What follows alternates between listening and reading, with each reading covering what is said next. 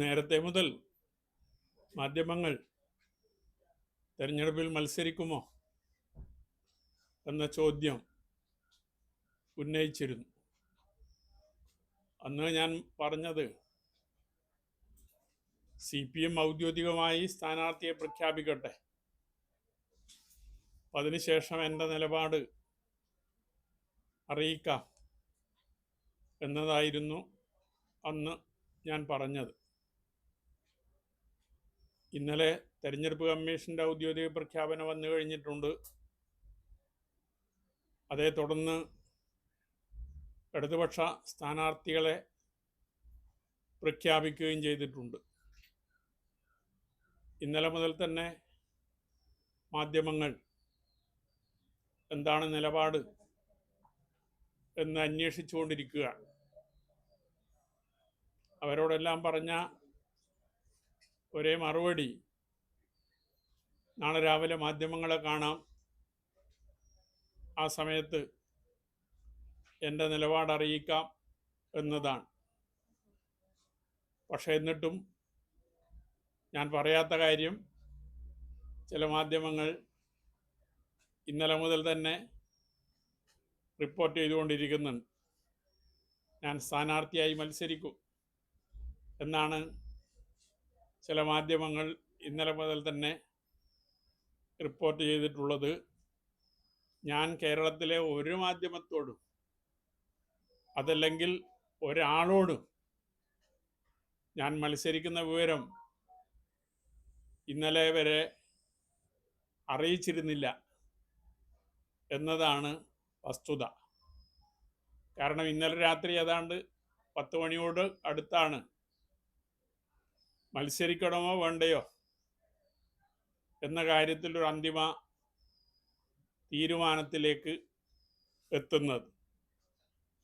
മാധ്യമങ്ങൾ ഊഹത്തിൻ്റെ അടിസ്ഥാനത്തിൽ ഈ നിലയിൽ വാർത്ത കൊടുക്കുകയാണ് ചെയ്തത്.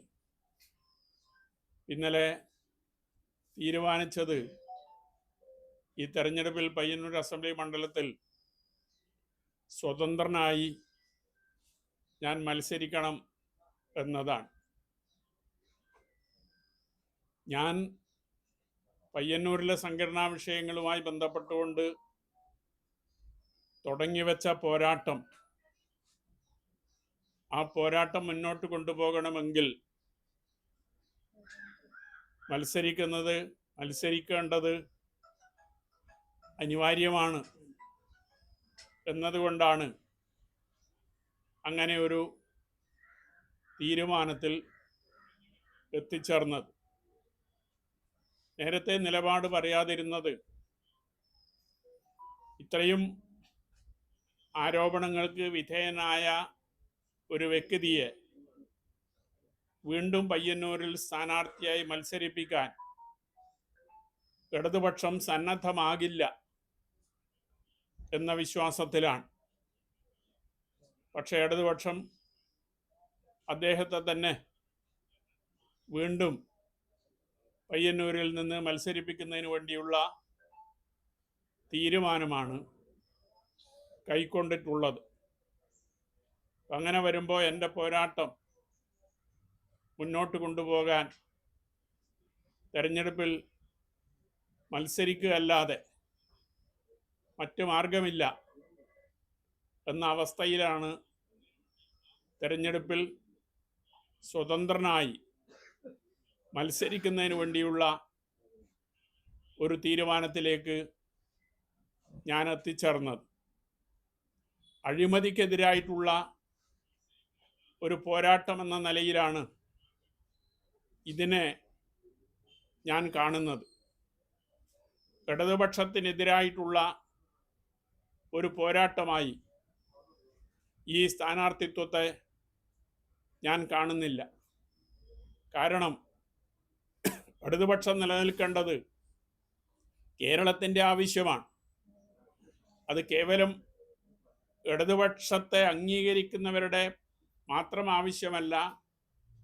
വലതുപക്ഷത്തുള്ള ആളുകൾ പോലും ഇടതുപക്ഷം കേരളത്തിൽ തകരാൻ പാടില്ല എന്നാഗ്രഹിക്കുന്നവരായി നിലവിലുണ്ട്. പക്ഷെ പയ്യന്നൂരിലെ ഇടതുപക്ഷ ജനാധിപത്യ മുന്നണി സ്ഥാനാർത്ഥിയെ ഒരു ഇടതുപക്ഷക്കാരനായി ഞാൻ കാണുന്നില്ല. എന്തുകൊണ്ടെന്നാൽ ഒരു ഇടതുപക്ഷക്കാരൻ്റെ ഭാഗത്ത് നിന്ന് ഒരിക്കലും ഉണ്ടാകാൻ പാടില്ലാത്ത വിധത്തിലുള്ള സമീപനമാണ് അദ്ദേഹത്തിൻ്റെ ഭാഗത്ത് നിന്ന് ഉണ്ടായിട്ടുള്ളത്. ഞാൻ എൻ്റെ പുസ്തകത്തിൽ സൂചിപ്പിച്ചതുപോലെ ഒരു ബൂർഷ്വാ രാഷ്ട്രീയ നേതാവിൻ്റെ സമീപനമാണ് അദ്ദേഹം എല്ലാ കാലത്തും സ്വീകരിച്ചിട്ടുള്ളത്. ഇപ്പോഴും അത് തന്നെയാണ് സ്വീകരിക്കുന്നത്. ഇടതുപക്ഷ മനസ്സുള്ള ഒരാൾക്ക് എങ്ങനെയാണ് രക്തസാക്ഷി ഫണ്ട് അപഹരിക്കാൻ സാധിക്കുക? രക്തസാക്ഷികൾ എന്നത് അവർക്ക് നൽകാൻ സാധിക്കുന്ന ഏറ്റവും വിലപ്പെട്ട ജീവൻ പ്രസ്ഥാനത്തിന് വേണ്ടി നൽകിയിട്ടുള്ളവരാണ്. അങ്ങനെ നൽകിയവരുടെ കുടുംബം അനാഥമാകാൻ പാടില്ല എന്ന നിലയിലാണ് രക്തസാക്ഷി കുടുംബങ്ങളെ സഹായിക്കുന്നതിന് വേണ്ടി ഫണ്ട് പിരിക്കുന്നതിന് എല്ലാ കാലത്തും ഇടതുപക്ഷം സന്നദ്ധമായിട്ടുള്ളത്. അങ്ങനെ പിരിച്ച ഫണ്ടിൽ പോലും വെട്ടിപ്പ് നടത്തുന്ന ഒരാളെ എങ്ങനെയാണ് ഇടതുപക്ഷക്കാരനായി അംഗീകരിക്കാൻ സാധിക്കുക? അതുകൊണ്ടാണ് ഇടതുപക്ഷ ജനാധിപത്യ മുന്നണിയുടെ സ്ഥാനാർത്ഥിയാണ് എങ്കിലും അദ്ദേഹത്തെ ഒരു ഇടതുപക്ഷക്കാരനായി, ഇടതുപക്ഷ നിലപാടുള്ള ഒരാളായി കാണാൻ സാധിക്കില്ല എന്ന് ഞാൻ സൂചിപ്പിക്കുന്നത്. പയ്യന്നൂരിലെ ഇടതുപക്ഷത്തെ, അതിന് നേതൃത്വം കൊടുക്കുന്ന CPM-നെ മാഫിയ സംഘങ്ങളുടെ കൈകളിൽ ഏൽപ്പിക്കുന്ന നിലപാടാണ് കുറച്ചു കാലമായി സ്വീകരിച്ചുകൊണ്ടിരിക്കുന്നത്. ആ മാഫിയ സംഘത്തിൻ്റെ കൈകളിൽ നിന്ന് പയ്യന്നൂരിലെ ഇടതുപക്ഷത്തിന് അതിന് നേതൃത്വം കൊടുക്കുന്ന CPM-നെ രക്ഷിച്ചെടുക്കുക എന്നതുകൂടി ഈ തെരഞ്ഞെടുപ്പിൽ മത്സരിക്കുമ്പോൾ ഞാൻ ലക്ഷ്യമായി കാണുകയാണ്.